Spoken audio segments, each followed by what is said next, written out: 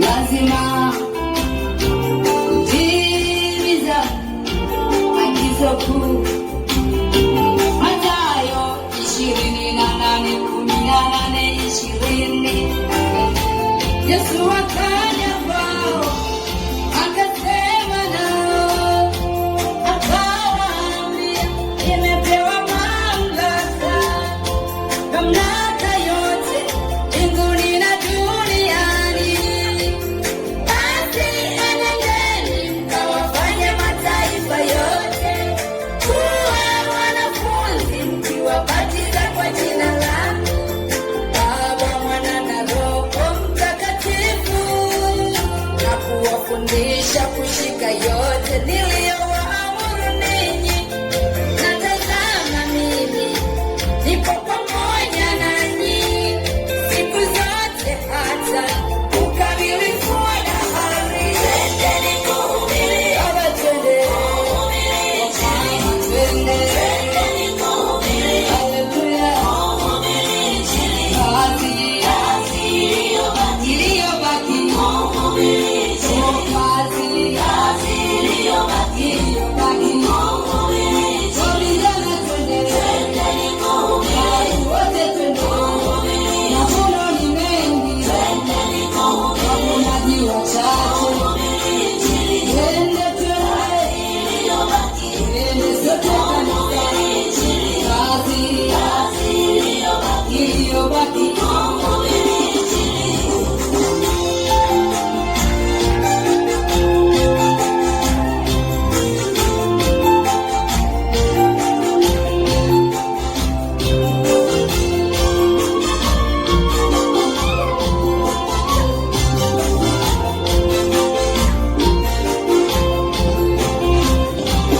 Tuhubiri Injili, Injili ni neno la Mungu.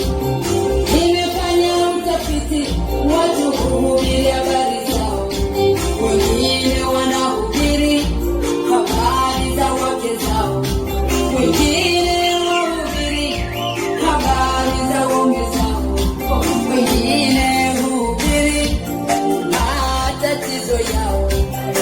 Ngoja niwaase, hubiri neno la Mungu, hubiri habari njema, habari za Yesu.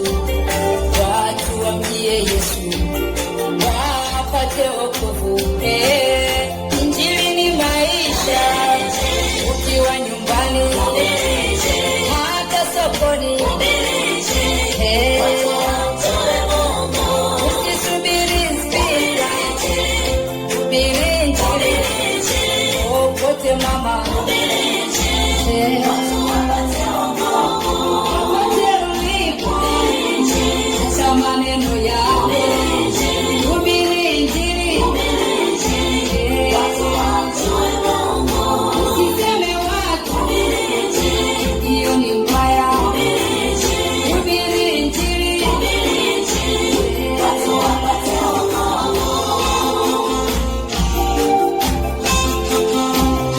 Yesu, makofi na vigelegele.